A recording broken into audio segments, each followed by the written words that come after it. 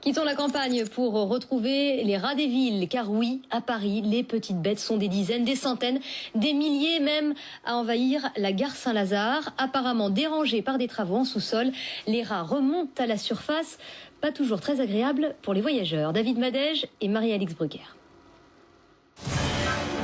Depuis quelques semaines, à la nuit tombée, des passagers indésirables viennent se mêler au flot des voyageurs. Des rats comme ça, de cette taille-là, on les voit sur les rails des chemins de fer, souvent, enfin à chaque fois qu'on prend le train, si on regarde un peu, on en voit un ou deux. Un soir, j'attendais un train, il était 23h15 et j'en ai croisé un sur un quai. C'est pas très ragoûtant, c'est des rats d'égout. Comme le montre cette vidéo tournée par un voyageur, ils sont des dizaines de rongeurs à quitter chaque nuit les entrailles de la gare Saint-Lazare. La plupart du temps, ils se faufilent entre les rails, mais les plus affamés s'aventurent parfois jusque sur le quai et même dans les poubelles abandonnées. Une recrudescence exceptionnelle qui coïncide avec le lancement de grands travaux de rénovation dans la gare parisienne.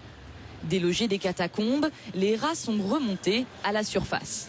Une invasion jusqu'ici inoffensive, mais face à laquelle la SNCF a décidé d'employer les grands moyens.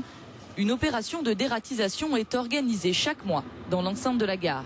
L'honnêteté me pousse à vous dire non, on ne peut pas s'en débarrasser.